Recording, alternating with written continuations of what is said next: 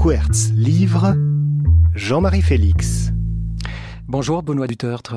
Bonjour. Vous avez récemment publié aux éditions Gallimard, dans la collection blanche, le 4e volume d'un cycle autobiographique dont le titre a le mérite d'être explicite, Ma vie extraordinaire. Vous êtes aujourd'hui âgé de 61 ans, vous jetez un regard rétrospectif sur les 4 dernières décennies que vous avez traversées, entre la Normandie où vous êtes né, au Havre, les Vosges, votre refuge enchanté, Paris, où vous êtes installé depuis la vingtaine, et New York, une ville multiple où vous avez souvent séjourné. Dans la première partie de votre livre, vous évoquez 2 personnages qui ont illuminé votre enfance, un grand-oncle nommé Albert et sa seconde épouse, Rosemonde. L'une et l'autre se sont rencontrées dans le Maquis pendant la Seconde Guerre mondiale, avant de s'installer dans un vieux moulin situé dans les Vosges, une maison enchantée où vous avez passé toutes vos grandes vacances pendant l'enfance. Le couple extraordinaire que formaient Albert et Rosemonde semble avoir servi de matrice à votre personnalité en devenir. Dans la deuxième partie de votre livre, vous évoquez votre formation en musicologie, votre amour pour la musique légère et populaire, l'opérette en tête, votre entrée en écriture, votre éclectisme littéraire et votre activité de journaliste musical. Et dans ce livre estampillé roman, vous mélangez volontiers les genres. Au récit de votre parcours personnel, vous mêlez des réflexions sur notre monde et sur sa modernité, des portraits truculents, une liste d'élus aimés, des souvenirs et aussi une part entièrement fictive, c'est surprenant, sous la forme d'une dystopie qui plonge le lecteur à la fin du XXIe siècle. Alors qu'y a-t-il, Benoît Dutertre, à l'origine de ce livre ? Est-ce que c'était l'envie de faire un bilan de votre vie d'adulte ?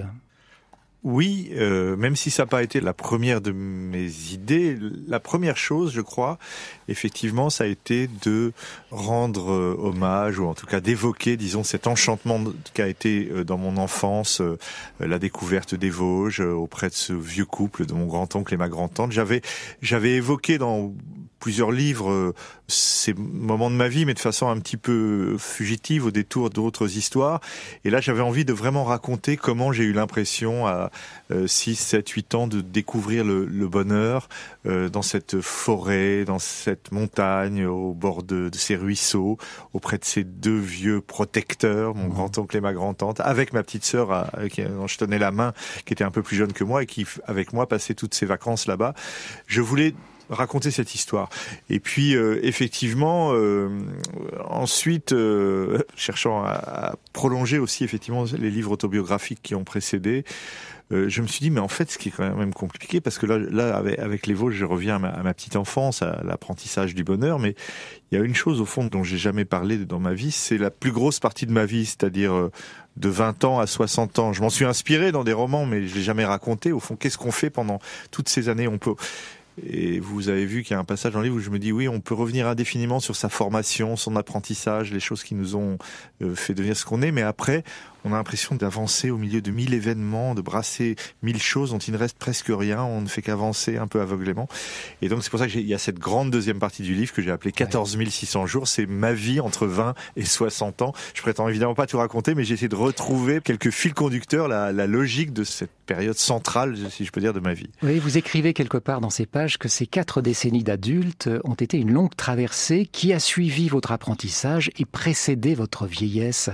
À 61 ans... Qui me fait commencer, a priori. Oui, mais justement, vous avez le sentiment d'entrer déjà sur le territoire de la vieillesse, que vos belles années sont passées ? Non, pas vraiment, parce que ma vie n'a pas tellement changé depuis que j'ai passé les 60 ans, mais malgré tout, objectivement, c'est vrai, oui, après 60 ans, on entre dans quelque chose on vit une époque où tout le monde veut absolument être jeune, tout le monde veut, même les gens très vieux, il faut dire qu'ils sont jeunes, mais non, on est très jeune, puis on est moins jeune, puis on est adulte, puis après 60 ans, on entre dans quelque chose qui s'approche de la vieillesse, même si c'est pas la grande vieillesse, voilà. Et donc, en plus de ça, j'ai écrit le livre à 60 ans, donc j'imagine que ce qui vient après, si je réécris sur ma vie dans quelques années, ça commencera à être sur l'histoire de la vieillesse. Mais en même temps, pour expliquer bien la structure du livre, donc il y avait cette première partie sur mon enfance dans les Vosges, la seconde partie sur l'âge adulte, et la troisième partie, c'est aussi un peu sur la vieillesse, puisque on y retrouve le personnage de ma tante Rosemonde, mais devenue une très vieille dame au Havre, et dont je raconte les dernières années jusqu'à sa mort. Donc le livre a vraiment 3 parties, l'enfance, l'âge adulte et la vieillesse. Oui, la vieillesse, c'est un âge que vous avez déjà célébré dans d'autres livres précédemment. Enfin, célébrer, c'est une manière de parler parce que c'est souvent une vieillesse douloureuse que vous racontez, notamment le départ de votre mère qui souffrait d'Alzheimer. Mais dites-nous, Benoît du Tertre, en quoi ce livre s'inscrit dans la continuité des 3 autres volumes qui ont précédemment paru, Les Pieds dans l'eau, L'été 76 et Livres pour adultes? Parce que ce sont des livres dans lesquels, de façon tout à fait claire, explicite, je raconte des passages de ma vie le plus fidèlement possible. Je me suis inspiré, comme tout écrivain, souvent de mon existence, mais soit pour en faire des fictions, soit des semi-fictions. Il y a un mélange, comme on dit, de l'autofiction aujourd'hui, entre de la fantaisie et du réel. Là, je cherche pas du tout, sauf dans les passages qui sont ouvertement de la fiction, mais dans ce livre, je raconte très précisément, comme dans Les Pieds dans l'eau, je raconte ce qu'a été mon enfance normande, ma découverte progressive des plaisirs de la mer et de la ville d'Étretat, etc., l'histoire de la famille Coty. Ça, ce sont des épisodes très autobiographiques, même si je leur donne ce que j'appelle une structure romanesque, peut-être qu'on y reviendra. Mais dans l'été 76, c'est vraiment l'histoire de mon adolescence et de mes enchantements de lycéen découvrant l'art moderne, la littérature, l'amour, etc. C'est très très précis. Et de même, dans Livres pour adultes, il y a la plus grande partie du livre qui est effectivement consacrée notamment à la mort de ma mère, mais aussi à d'autres épisodes qui sont là encore très autobiographiques. Et je voulais combler justement en me disant, voilà, il manque les Vosges dans tout ça, et puis il manque le milieu de ma vie, ce que j'appelle l'âge adulte. Et c'est au fond le propos de ce livre, Ma vie extraordinaire, titre évidemment un peu ironique, puisque finalement c'est le récit d'une vie relativement ordinaire, même si aucune vie n'est ordinaire, mais où j'essaie de trouver l'extraordinaire ou le romanesque. Oui, c'est aussi le récit de multiples vies extraordinaires parce que vous évoquez tous ceux que vous avez rencontrés au cours de ces 40 dernières années. En effet, il y a la mention apposée sur la couverture du livre roman, Benoît du Tertre. Est-ce que c'est une mention que vous avez hésité à placer là, ou vous assumez complètement cette mention qui pourrait faire penser qu'il y a une part de fiction dans tout ça? Dès l'instant où j'avais mis roman sur le précédent Livre pour adultes, j'avais pas de raison de pas le mettre pour celui-là, parce que c'est à peu près le même genre de mélange. Secondo, je savais que ça allait encore faire débat. Ça a fait beaucoup débat pour le précédent. Ça m'avait même un petit peu valu, je crois, le prix de l'Académie française, où finalement, mon livre avait pas été considéré justement par certains comme suffisamment roman pour recevoir un prix du roman. Et je vois encore autour de moi, et dans les critiques, et y compris d'ailleurs dans les critiques les plus favorables au livre, certains qui disent mais c'est pas un roman, parce que en gros soyons simples, il y a ceux qui considère que le roman, c'est, comme dirait l'autre, le roman, c'est-à-dire une pure fiction, ou même si elle a plein d'inspirations qui ne sont pas forcément de la fiction. Et puis ceux qui, comme moi, considèrent que le roman, au fil du XXe siècle, est devenu, la forme littéraire, libre, subjective, par laquelle on peut raconter 1000 choses, et qui recourt, pourquoi pas, à l'autobiographie, pourquoi pas à l'essai, à l'histoire, à 1000 registres, mais dès l'instant où c'est composé avec une espèce d'ambition esthétique et artistique, pour moi, ça relève du roman. Mais en outre, alors là, je me référerai à mon regretté ami, que vous connaissez peut-être, l'écrivain Dominique Noguez, qui lui était assez rigoureux sur la définition du roman. Pour lui, un roman est supposé fiction, mais, ajoutait-il, il suffit qu'il y ait un tout petit peu de fiction dans un récit pour que ça puisse devenir être considéré comme un roman. Or, en l'occurrence, dans ce livre, il y a quand même 3 chapitres entiers qui relèvent de la pure fiction. Mais il y a peut-être aussi du roman dans la mesure où c'est une réminiscence. Vous recomposez des souvenirs qui, de toute façon, ont justement une part fictive. Exactement. Et j'ai pas cherché d'ailleurs à faire une espèce de récit linéaire qui serait au strictement parlé une autobiographie. C'est vraiment une composition, non pas au sens scolaire, mais au sens, je dirais, pictural, une composition littéraire fondée principalement sur des souvenirs. Oui. Ouais. Et dans un chapitre consacré à votre œuvre littéraire, qui se trouve à peu près à la moitié du livre, vous insistez sur votre volonté d'écrire dans une langue claire, assez loin des sophistications stylistiques pour lesquelles on peut être tenté. C'est une volonté qui vous habite toujours aujourd'hui ? Je dirais plus que jamais, parce que j'ai l'impression que dans le monde où nous vivons, je dirais le simple fait de posséder, de nourrir, d'entretenir, de cultiver une langue commune, simples, claires, qui disent bien les choses, c'est quelque chose de très très précieux. Alors c'est vrai que adolescent ou post-adolescent, je me lançais justement dans les grandes aventures de prose poétique. J'écrivais des choses qui correspondaient à ce culte qu'on pouvait avoir quand on s'intéressait à la littérature moderne de ce qu'on appelait l'écriture, une recherche, toujours d'une création, d'une écriture singulière. Ça a été au fond mon point de départ. Et puis, toute ma vie d'écrivain a été plutôt, je dirais à l'inverse de certains autres peut-être, la tentative de reconquête d'une langue simple, commune, claire, qui n'en soit pas moins personnelle, avec sa musicalité particulière, mais effectivement, j'aime une forme de transparence, d'efficacité de la langue. Et je pense que la langue française, quand on se préoccupe de ça, est un instrument merveilleux qui peut nous amener à une forme de beauté de la langue, l'air de rien, quoi.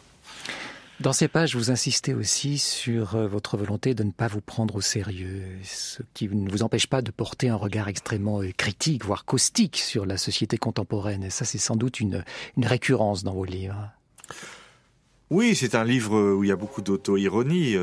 Déjà dans le titre, d'une certaine façon, je le disais, ma vie est extraordinaire. Mais je dois dire, ça m'a surpris parce que tout le monde n'a pas exactement compris ou voulu comprendre. Par exemple, quand je raconte ma vie d'écrivain, j'entends dire un ou deux critiques, oh oui, quand même, il est très vaniteux, il raconte son itinéraire, comme si c'était important, il nous parle du fait qu'il a reçu une carte postale de Kundera, ou de je ne sais quoi, etc. Si c'est vraiment ça qu'on a compris, c'est qu'on m'a pas compris. J'ai voulu, avec, là encore, une forme de distance et d'ironie, dans un des chapitres du livre, qui n'est qu'un des chapitres du livre, raconter ce que c'est que la vie d'un jeune écrivain, essayant, d'écrire des livres, de se faire entendre, de se faire connaître, évoluant dans un milieu avec des préoccupations, etc., des échecs. Et j'ai voulu raconter avec une espèce de simplicité et de franchise.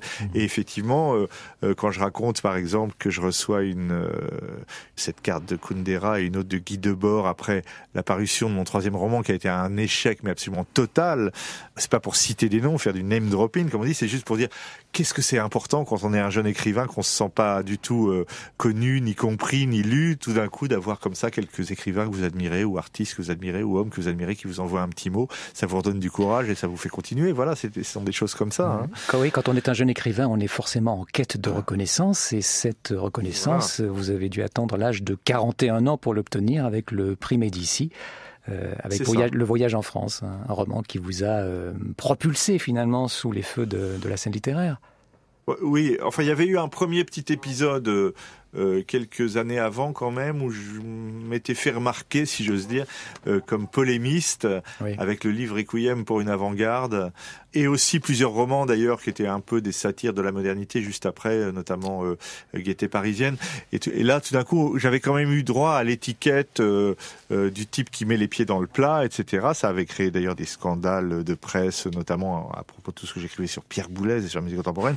Donc là, je m'étais fait une réputation de polémiste, mais qui me faisait connaître en même temps, qui me valait une espèce d'étiquette, parce qu'en France, on adore les étiquettes, comme vous savez, tout d'un coup, de nouveaux réac ou je ne sais quelle catégorie dans laquelle je me reconnaissais pas vraiment. Mais enfin, voilà, il y avait eu ça. Et le Médicis, ça m'a permis, d'être un peu plus reconnu, effectivement, comme écrivain et comme romancier à partir de 2001.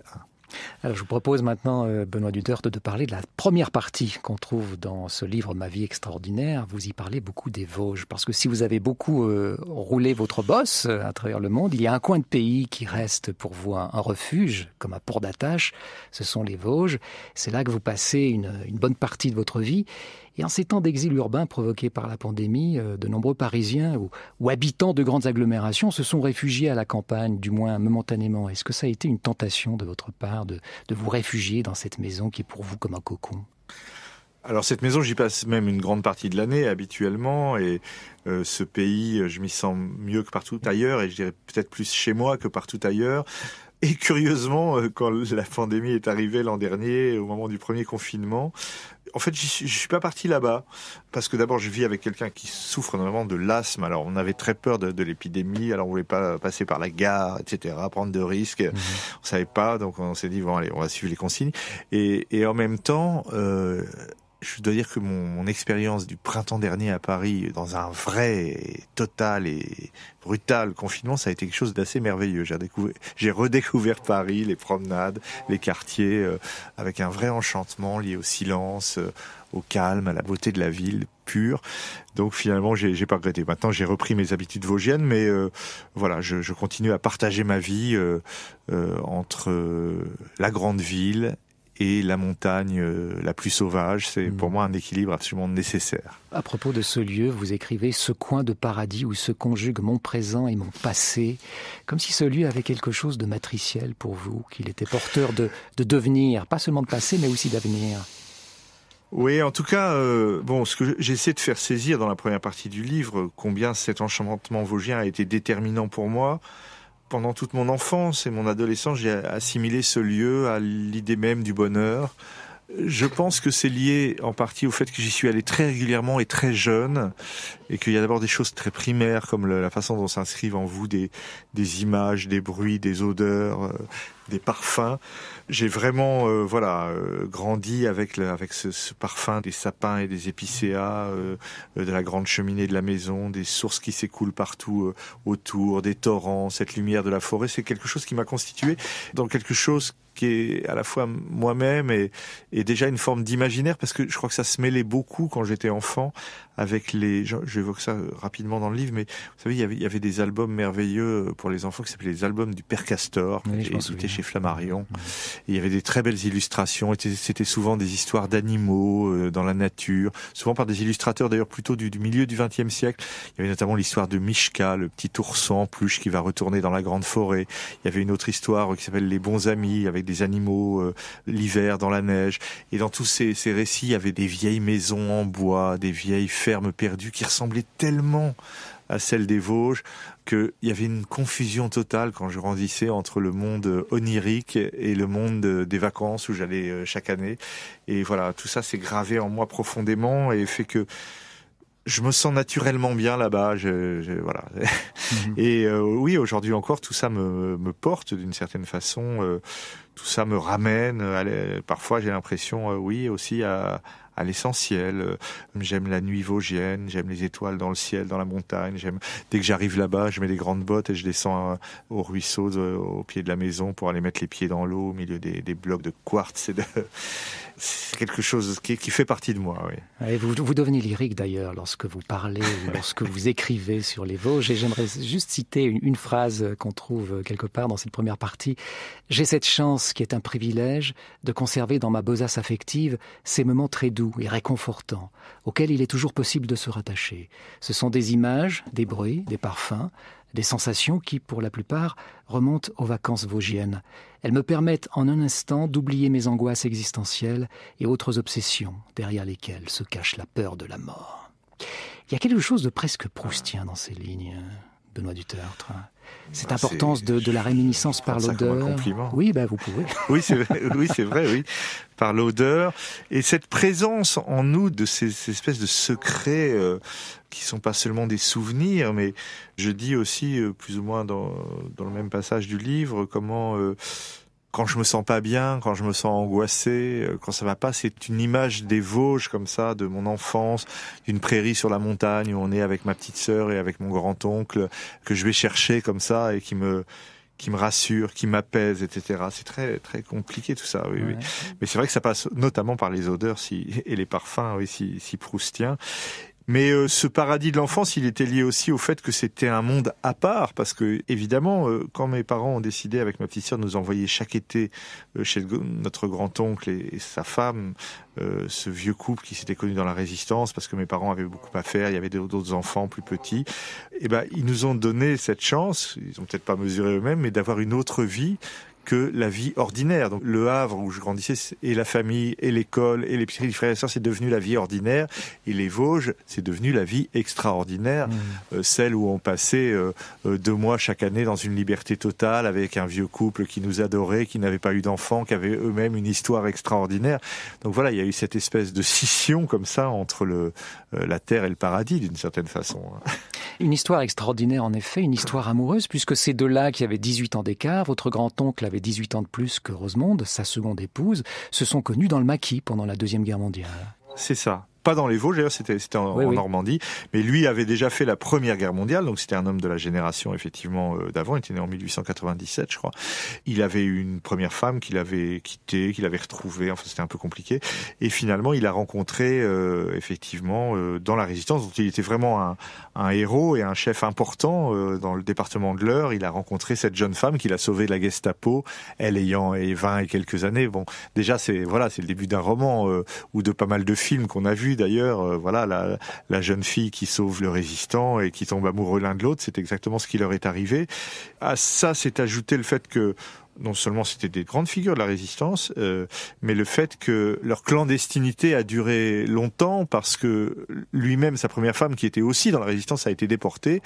Elle est morte en Allemagne, à Bergen-Belsen, mais sa disparition, c'était très compliqué à l'époque, n'a pu être officiellement établie que des années après. Donc, au lendemain de la guerre, jusqu'en 1955, ils ont vécu ensemble sans pouvoir se marier, ce qui, dans la partie très bourgeoise de ma famille, était plus ou moins bien vu, etc.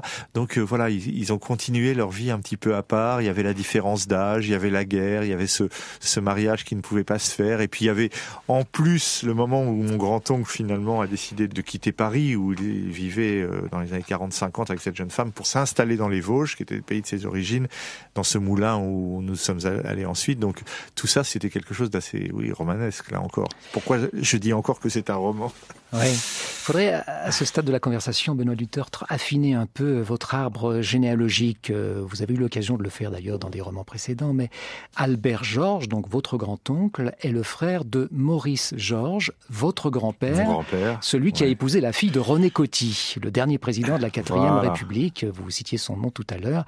C'est dire que vous-même, vous êtes l'arrière-petit-fils de René Coty, un personnage important de l'histoire de France. Comment vous avez vécu vous-même cette ascendance prestigieuse lorsque vous étiez enfant ? Oh, c'était très présent parce que moi, vous savez, j'ai grandi au Havre, qui était la ville d'origine de René Coty. Quand je suis né, il était encore vivant. Il est mort pas très longtemps après, mais ma grand-mère, qui était sa fille, lui vouait un véritable culte et on faisait partie un peu des notabilités locales. La famille du président, c'était pas rien. Alors, comme je suis un des aînés de la famille, j'ai été pas mal baigné là-dedans, d'autant plus j'étais même né en plus le même jour que mon arrière-grand-père, le 20 mars. Alors, j'ai quelques photos d'anniversaire parues dans les journaux avec lui, etc. Alors c'était très compliqué parce que en même temps, ma famille, mes parents notamment, avaient une aspiration, c'est un peu le sujet de mon livre Les Pieds dans l'eau d'ailleurs, une aspiration à la vie normale, à la vie ordinaire. Justement, eux cherchaient plutôt à rompre avec cette espèce de gloire de la famille du président. Donc j'étais mêlé dans toute ma jeunesse entre cette espèce d'aspiration à une vie toute simple et toute normale de la France moderne des 30 glorieuses, et puis en même temps cette présence de l'illustraïol qui en fait était importante. C'est que moi j'aimais plutôt, peut-être plus que mes parents d'ailleurs. Moi, c'est quelque chose qui me plaisait bien. Et alors, ça se rattache donc effectivement à ma vie extraordinaire, parce que donc ma grand-mère avait épousé un médecin vosgien, Maurice Georges, d'origine vosgienne du moins, et c'est donc le frère de mon grand-père, oncle Albert, qui lui, n'ayant pas d'enfant, est retourné s'installer dans les Vosges et a commencé à nous accueillir là-bas pour les vacances. Donc il y avait le côté aventurier, qui était celui de l'oncle Albert, qui avait mené une vie vraiment d'aventurier, qui avait, je disais tout à l'heure, il avait divorcé, il avait voyagé, il avait vécu en Afrique, en Martinique, il avait fait les 2 guerres, etc. Lui, c'était l'aventurier. Et son frère, mon grand-père, qui avait épousé la fille Coty, était beaucoup plus entré dans une forme d'honorabilité bourgeoise, d'où tous ces problèmes d'ailleurs à propos du mariage qui ne pouvait pas se faire entre l'oncle Albert et Rosemonde, au moment même où René Coty était président de la République. Alors ma grand-mère voyait ça d'un très très mauvais œil. Et il y avait un peu cette figure que beaucoup ont connue, je pense, d'une autre façon. Voilà, c'est pas toujours un oncle, mais enfin du personnage un petit peu aventurier et rebelle au sein d'une famille qui fascine beaucoup les enfants. Alors vous aviez une quinzaine d'années, Benoît Dutertre, lorsque votre grand-oncle Albert Georges est décédé. Et cette mort conclut la première partie de votre livre, Ma vie extraordinaire. Est-ce là la fin de ce que vous appelez l'enchantement de l'enfance ? C'est la fin, en tout cas, de ce qui a été l'enchantement de toute mon enfance, puisque c'était effectivement les vacances vosgiennes, le moulin, oncle Albert et Rosemonde. Donc un jour, ça s'arrête et c'est peut-être là qu'on devient adulte, d'une certaine façon. On s'aperçoit que c'est quelque chose qui n'est pas destiné à durer toujours, qui est éphémère. Ça a été un choc et en même temps, c'est un choc qui correspond au moment où je commence moi-même à sortir. C'est même, j'ai pas 15 ans, j'ai presque 18 ans au moment où il meurt et à entrer dans l'âge adulte. Donc, d'une certaine façon, j'ai cet héritage merveilleux de ces vacances heureuses. Et en même temps, tout ça disparaît du jour au lendemain et je vais essayer peut-être d'une certaine façon de toute ma vie de retrouver comme ça des lieux, des êtres qui me permettront de retrouver ce bien-être qui a été celui de mon enfance vosgienne. Oui, à la mort de c'est le sujet de la seconde partie du livre, d'une certaine façon. Oui. À la mort de votre grand-oncle, succède une autre douleur, c'est la perte de ce lieu, de ce vieux moulin qui vous a accueilli pendant tous les étés de votre enfance, puisque ce vieux moulin a été vendu. Il a été vendu et même pendant presque 10 ans, d'ailleurs, on n'avait plus de maison là-bas. Après, mes parents ont racheté une maison dans les environs, mais c'était pas le moulin, c'était pas cette maison magique qui était pour moi le plus beau lieu du monde et dont je pouvais pas imaginer à 10 ou 12 ans qu'on ne l'aurait pas toute notre vie. Puis j'ai compris à 17 ans qu'on l'aurait plus. Mais alors c'est amusant, ça fait effectivement le lien avec cette seconde partie du livre, dont un des premiers chapitres est consacré à l'amour des lieux, justement, qui a été pour moi une espèce de moteur de ma vie. Toute ma vie, j'ai cherché, j'ai habité parfois des maisons enchantées qui étaient jamais à moi, mais où j'étais bienvenu, fort heureusement. Et c'est un peu comme si j'avais recherché des nouveaux moulins un peu partout au fil des ans. Et j'ai consacré effectivement tout un chapitre du livre à cet amour des lieux, dont je dis, j'espère encore avec un peu d'ironie, qu'il est pour moi beaucoup plus important que l'amour des êtres. Mais en réalité, l'amour des lieux me permet aussi de parler de certains êtres associés à ces lieux qui ont rythmé ensuite toutes mes années de ma vie d'adulte. Oui, amour des lieux, génie du lieu aussi. Alors justement, Benoît Duteur, dans la deuxième partie de votre livre, vous relatez la période allant de vos 20 ans à vos 60 ans et les très nombreuses rencontres qui l'ont jalonné sur différents lieux. Et vous commencez par évoquer votre établissement à Paris, où vous avez fait les 400 coups, vécu une vie de bâton de chaise, comme on dit chez nous, comme pour finalement oublier que l'enfance et son enchantement étaient derrière vous, peut-être.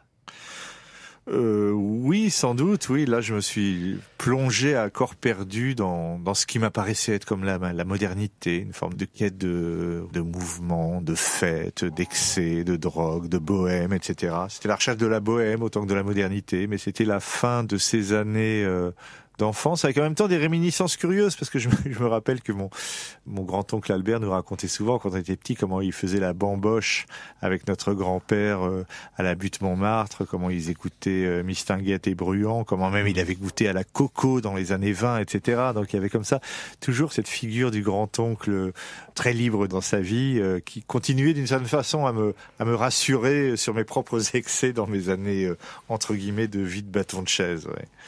Et donc ces premières années, lorsque vous aviez à peu près 20 ans, ces premières années lorsque vous arrivez à Paris ont été des années de galère, avec un goût quand même qui s'affirme pour l'écriture d'un côté et la musique de l'autre.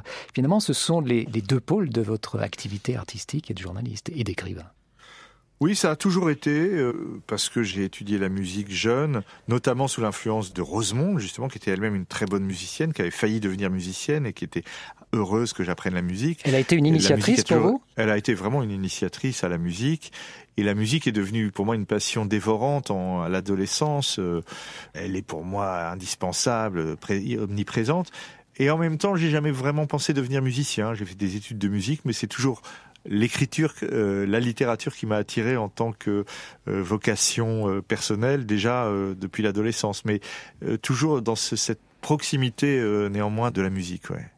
Oui, donc entre les essais, les romans, les récits, votre bibliographie est particulièrement riche, mais vous avez aussi publié de très nombreux articles dans des organes de presse, eux-mêmes très divers. J'en cite quelques-uns. Elle, Paris Match, Playboy, s'il vous plaît, La Vie catholique et Le Figaro littéraire de l'autre côté. Je trouve ça formidable. Ça signe vraiment un éclectisme et votre refus d'appartenir à une chapelle. Oui, enfin, en l'occurrence, à l'époque où j'écrivais tous ces articles, c'était moins par éclectisme que surtout par le fait que j'acceptais à peu près tout ce qu'on me proposait pour gagner de l'argent. Mais néanmoins, oui, j'avais pas de prévention, je dirais, morale ou puritaine par rapport au fait d'écrire dans tel ou tel titre. Ça m'amusait comme autant d'expérience et je trouve que ça aurait été idiot d'en avoir honte ou de m'en cacher. Mais en plus de ça, oui, j'aurais pu ajouter d'ailleurs le journal La Révolution, qui était un des journaux du Parti communiste français, où j'ai fait mes premiers articles et où j'ai d'ailleurs conservé quelques très bons amis, en même temps que des journaux encore plus déshabillés que Playboy, si c'est possible. Enfin, j'ai tout essayé dans ce domaine-là, mais aussi, voilà, c'est parce qu'il fallait gagner de l'argent. Et encore, la presse était bien mieux payée à l'époque qu'elle ne l'est aujourd'hui pour les jeunes pigistes. Et encore, elle existait, il y avait des possibilités, mais voilà, j'ai un peu tout essayé dans ce domaine. Et en même temps, c'est curieux, j'explique dans ce chapitre que j'ai l'impression qu'il en reste pas grand-chose du point de vue du texte. Parce que dans la presse, on écrit toujours pour un journal, pour un format, pour un esprit, pour un lecteur. C'est jamais vraiment tout à fait soi, quoi. Mais à propos, justement, vous écrivez quelque part « Je n'ai jamais eu le sentiment d'être un vrai journaliste s'appliquant à relayer, enquêter, révéler. Je suis un militant plutôt qu'un informateur. » Quelle cause défendiez-vous ? Oui, parce que je faisais de la presse pour gagner de l'argent et en même temps, effectivement, moi, l'enquête, tout ça, ça m'a jamais intéressé. Parce que j'utilisais la presse pour faire partager mes enthousiasmes, notamment, ou mes répulsions, d'une certaine façon. C'est vrai que depuis l'âge de 15 ans, j'ai toujours adoré faire entendre autour de moi les musiques que je découvrais, les musiques que j'aimais, les compositeurs qui me fascinaient. Et j'ai utilisé la presse pour ça, pour défendre des courants, des personnalités, de la musique moderne, etc., et pour les faire mieux connaître, et en même temps pour dénoncer ce qui me semblait être des impostures.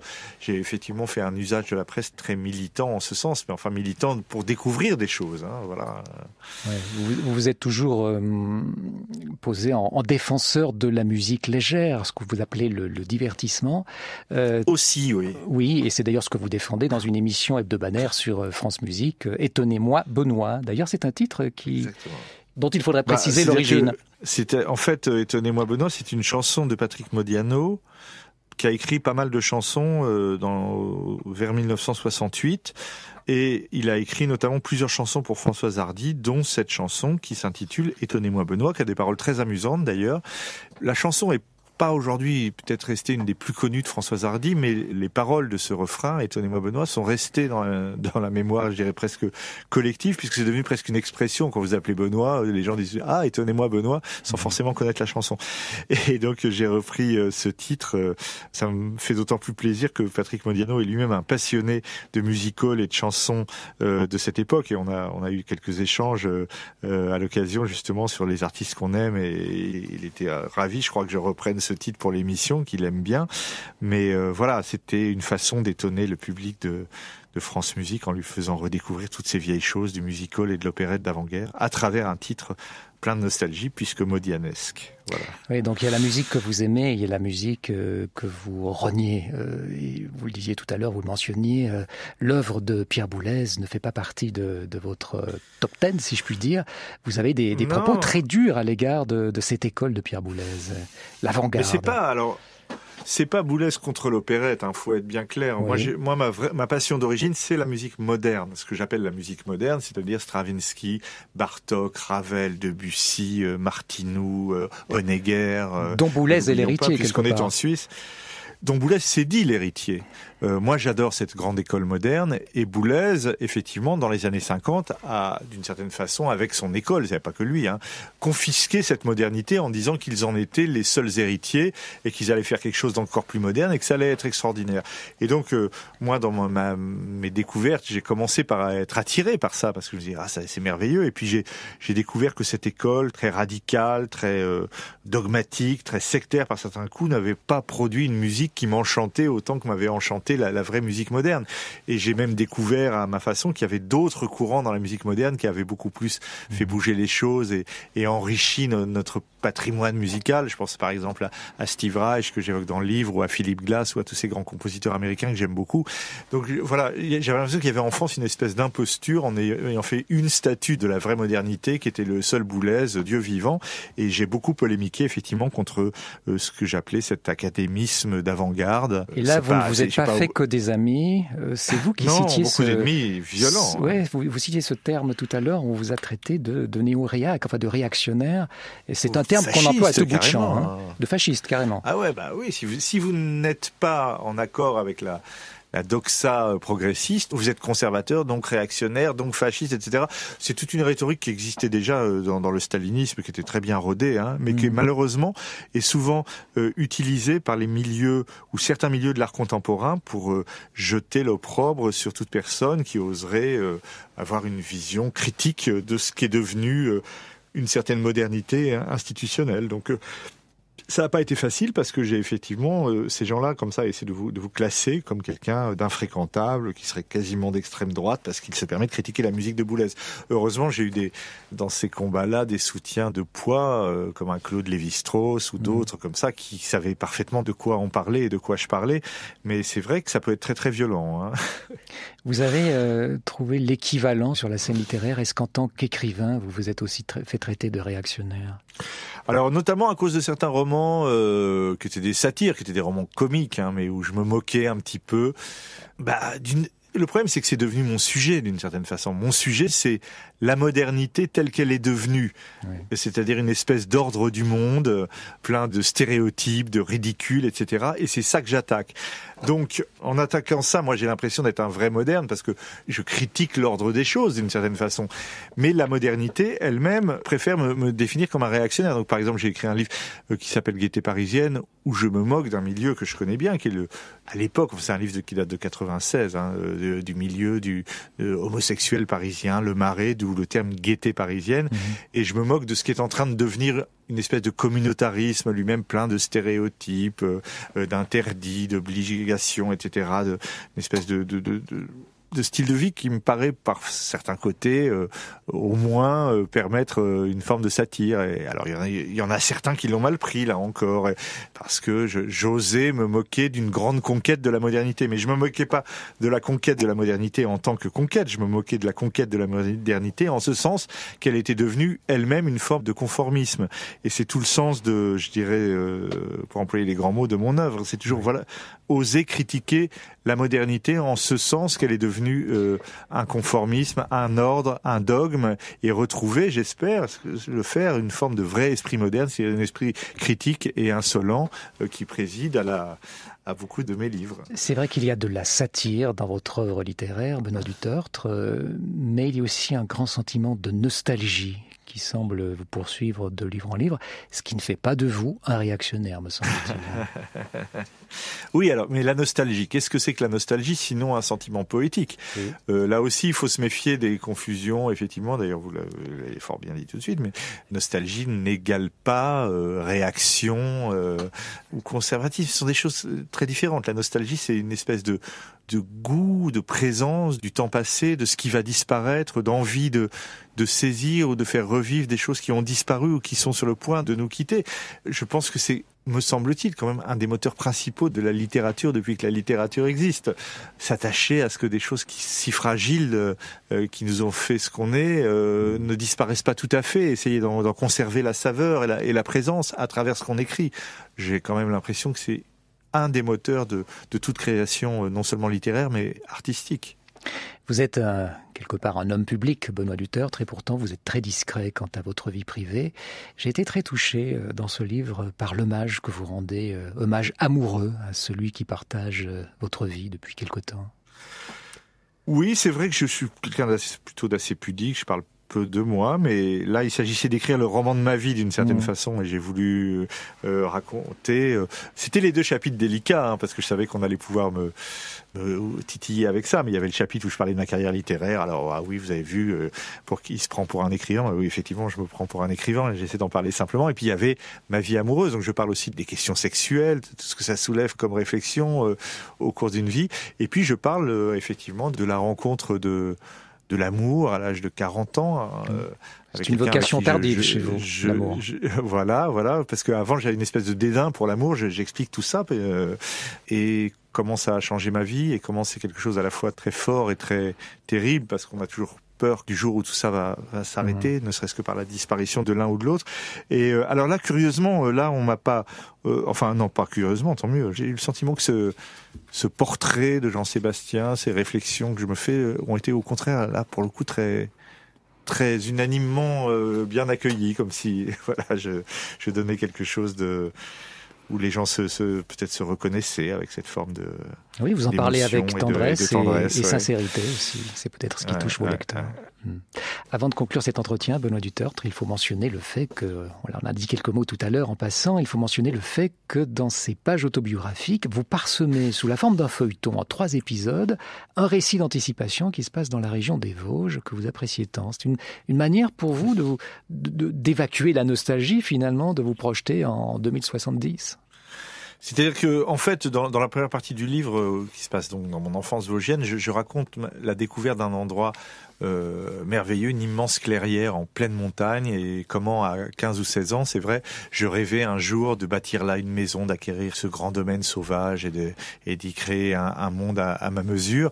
Et je l'ai jamais fait, mais je le fais par le biais d'un personnage de fiction qui est une espèce de double, qui lui va réaliser ce rêve qui était le mien, et en même temps, ce rêve va se heurter à une réalité bien différente, notamment celle d'un monde qui change, et tout ça finit par dans une vision un peu apocalyptique et en même temps fantaisiste des Vosges dans quelques décennies, avec les changements climatiques, les bouleversements sociaux qui se seront produits entre-temps. Donc effectivement, oui, c'est une façon aussi de mettre à distance et puis de rappeler de finir par la fiction, qui est aussi, même si c'est pas au cœur de ce livre, quelque chose qui m'a toujours attiré, et même l'anticipation.